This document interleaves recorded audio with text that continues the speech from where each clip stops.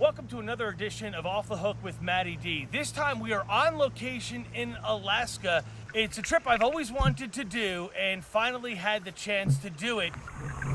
20 years ago, my group of fly fishing buddies and myself started to talk about going to Alaska to catch salmon and trout in some of the most pristine waters on Earth. We could not think of a more amazing place to fish, with rivers running full of sockeye salmon on their way to spawn upstream. The abundance of wildlife, such as bears getting their food in the same stream that we would be fishing, and maybe only a few feet away from us. The chance of seeing other amazing wildlife, such as eagles, or caribou, or red fox even streamside, and other wonderful animals in their natural element. While I had gone on fishing trips before, I hadn't done anything like this, with guides who would guide us on rivers and flyouts to different locations. Saturday, August 3rd, we boarded a small airplane that sat 12 people and headed to Igiugig, Alaska. The views were simply incredible, far better than I could ever have imagined. Flying over blue ocean water, mountains that seemed to go on and on forever, some of those mountains still snow-capped from this past winter. And then finally we appeared over Lake Iliamna and flew into the very small village of Igiugig. We landed on a dirt runway. According to the last census in 2020, this village has a total of 69 residents. And joining me now is Brad Waitman from Brad's Igiugig Lodge. And Brad, thank you so much for joining me. Hey, thank you. Let's get a little background about yourself. I started in 1985 at the age of 20, and I didn't earn enough money to start my own lodge until I was 44. So I've actually had my own lodge for 16 years. First of all, where is Igiugig, Alaska? Igiugig is in an area called Bristol Bay area. That's the big area that we call it.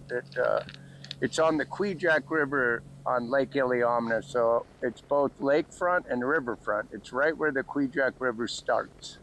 As Brad mentioned, Igiugig is located along the Igiugig River, which is a designated trophy rainbow trout stream in Alaska. Trout are protected in this stream. It is catch and release only, but avid fly fishermen come here from all over the world for the chance to land a rainbow trout of 30 inches or more, which is a fish of a lifetime. We start our season on June 8th is the opening day of trout season.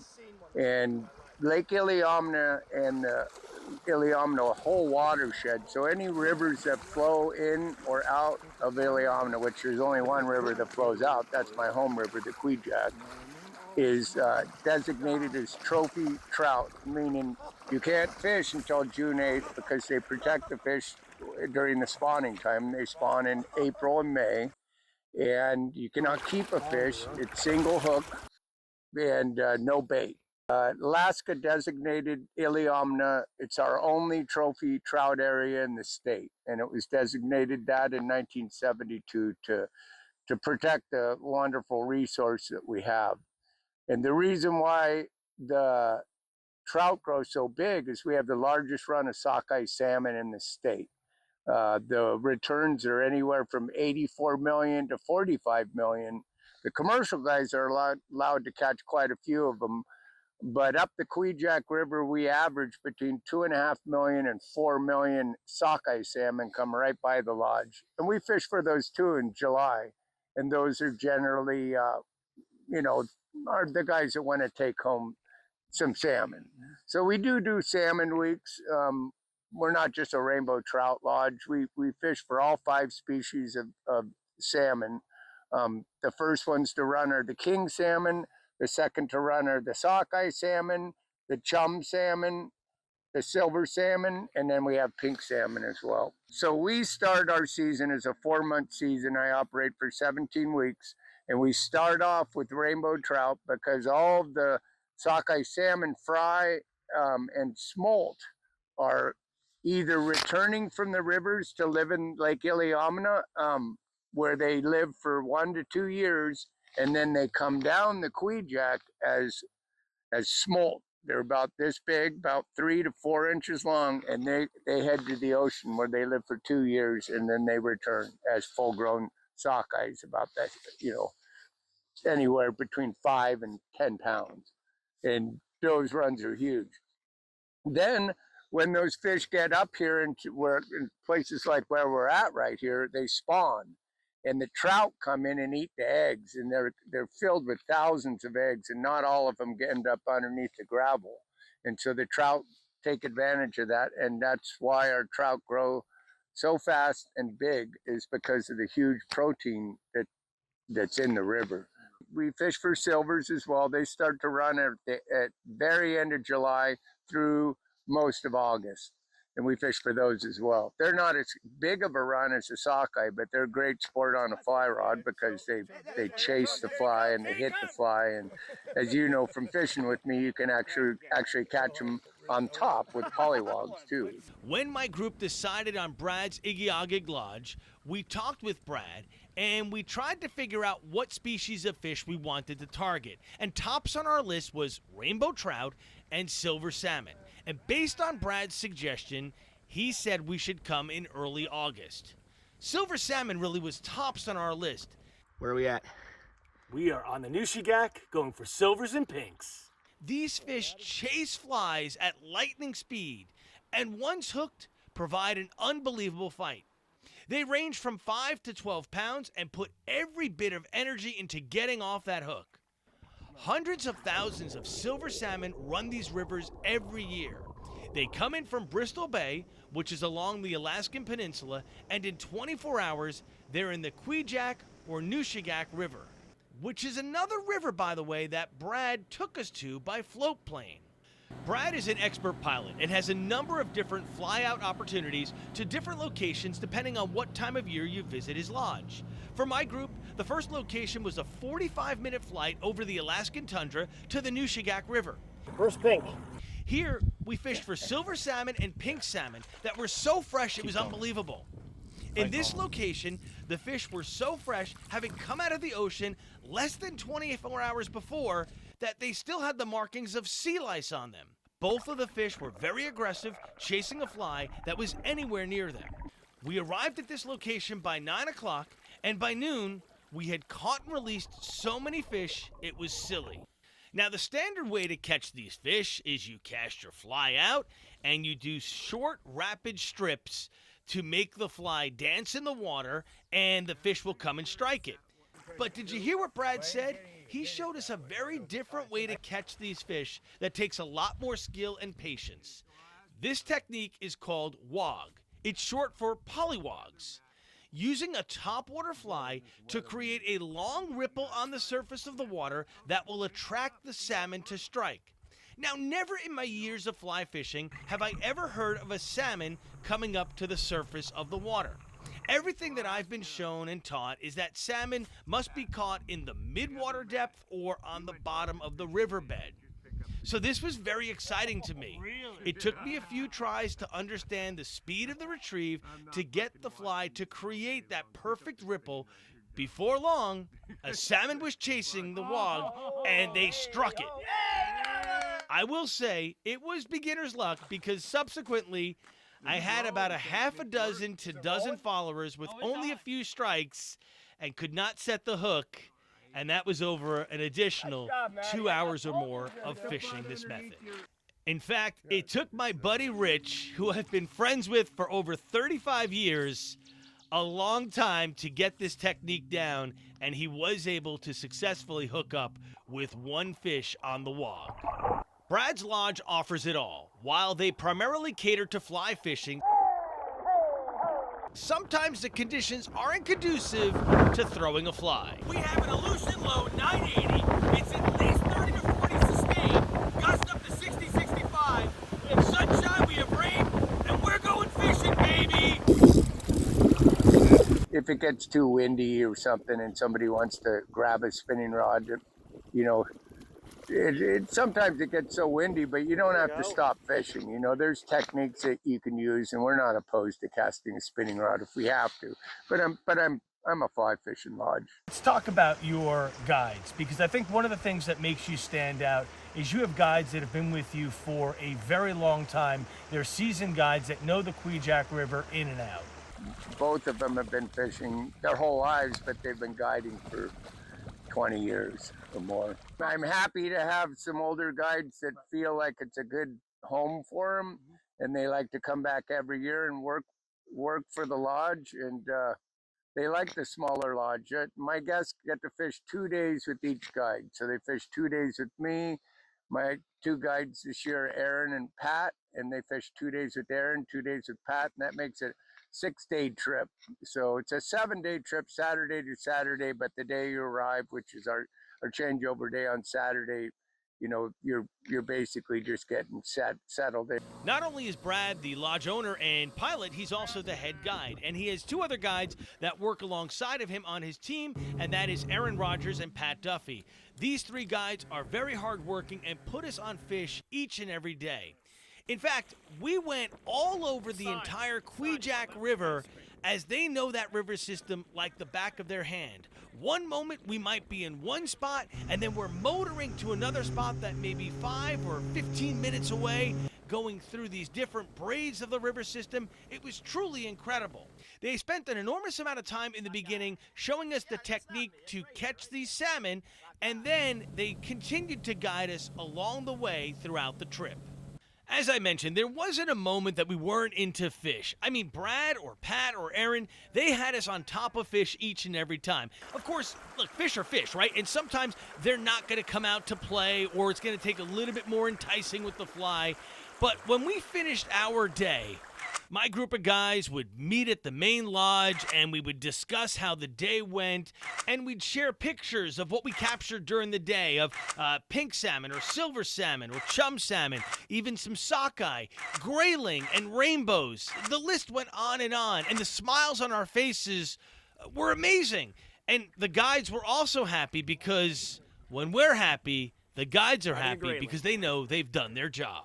How many guests can you accommodate? What's a good size? What's small? Things like that. So I have room for 8, but I just rarely take 8. I like to keep it 2 guests per guide, and you know, if I get a couple single guys, I have enough room to put them in their own room. Describe the average day for an angler who's coming, and we know we arrive on Saturday. So Sunday morning, we're waking up at what time, and how are things rolling?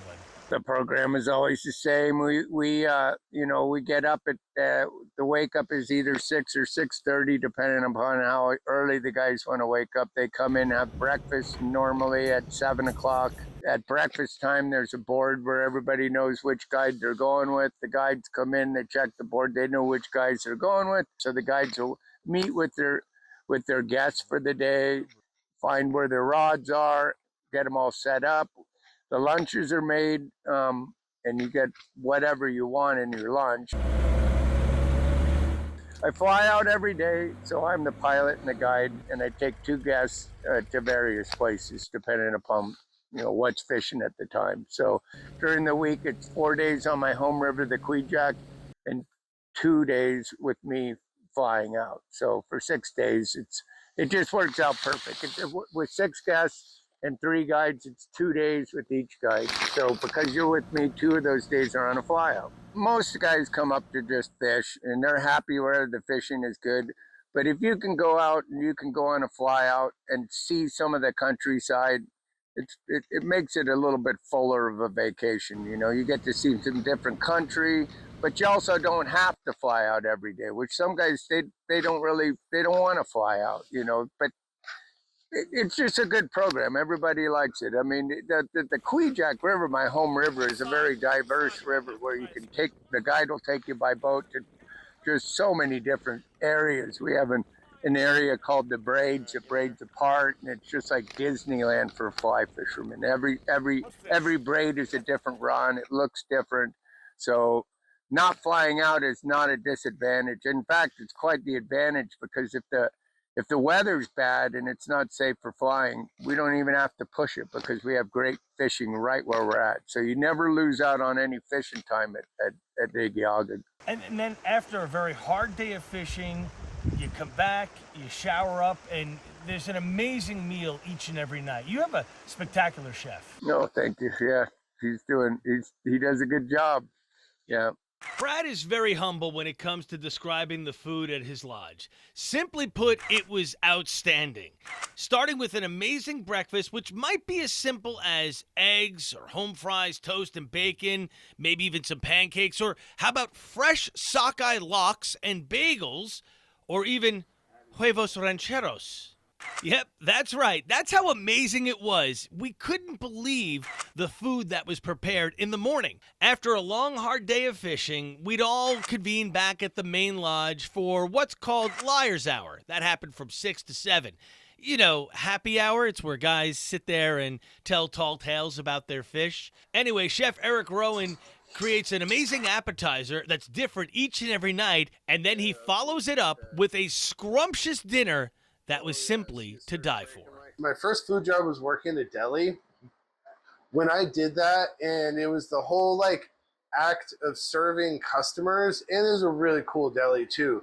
We have really cool customers. This place was always packed, and it's like this is what I love to do. Is like that the act of just handing somebody their sandwich for the day, and then you get that little interaction, and they, that's what they come in there for. And I felt, then I worked at a pizza place, and I was like, so then that's kind of when I knew going to culinary school was the right move for me. I graduated Le Cordon Bleu in 2008.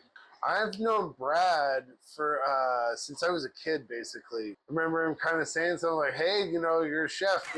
Need a chef sometime," and yeah.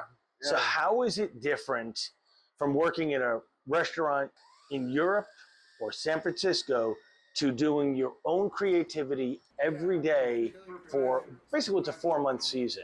Yeah, I love it. I love like the freedom to just kind of do whatever. You listen to what guests like too, If I know it's a group that likes spicy stuff, they're like, oh, all right, we can kick it up to another level here.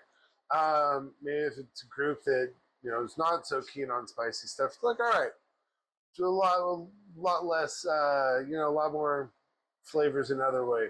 Now, you just don't go to Alaska to have a fly fishing experience like this on a whim. You need to plan it out. And Brad says about a year in advance is a good time frame. You have more options for the months that you want to go to. We really do it all. So what I like to do is talk to somebody, figure out what their time frame is when they can go. That's really the most important thing. And then I'll describe the fishing opportunities at that time. Some anglers who come to Alaska want to keep fish. In fact, we did. I mean, who doesn't want fresh Alaskan salmon? All you have to do is tell your guide that you would like to keep fish, and they'll expertly fillet the salmon right at the stream so that it's very fresh. Upon returning to the lodge, the fillets will be individually wrapped and cling wrapped to preserve the freshness of the salmon and to help to prevent freezer burn. After each fillet, which weighs about 1 pound to 1.5 pounds, is wrapped, it's then put into vacuum-sealed bags. The air is then removed from the bag, locking in the freshness of the salmon. It is then placed into the freezer until you depart Brad's Igiugig Lodge, when you are presented with a box that can hold up to 50 pounds of salmon fillets. You then check that box as a piece of luggage, and it goes with you on your flight back to your hometown. So it's been on ice all day. Right back into the freezer. From the river to the freezer, we take care of every geezer. Remember, you cannot keep rainbow trout. They are catch and release only. But if you do catch a very large rainbow trout, you might end up being famous at Brad's Igiugig Lodge. 30 inches is kind of the gold standard pinnacle fish for a rainbow trout fisherman. Of course, they get bigger, but these are all wild rainbows. I mean, there's no stocking here, and to catch a 30-inch rainbow it's a fish of a lifetime. So if you get a 30-incher and we put your picture on the wall. So. And what is the largest fish that you have caught with either by yourself or a client? The largest I've ever guided is 34 inches. That is a ginormous. So we never weigh them. We usually just quickly measure them, take a photo, and let them go on their way, because we want to preserve the resource. So they can't get 30 inches if you don't take care of them when they're smaller too.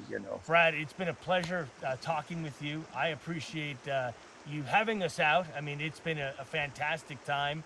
And for anybody that wants to hook up with Brad Waitman and Brad's Igiugig Lodge, I have the number on the screen right now and also the website. Give him a call. He'll talk to you about the program and go through the kind of fishing that you want to go through, and you'll be able to book a week or more with him. Brad, thanks so much. Hey, my pleasure. Thanks for having me on.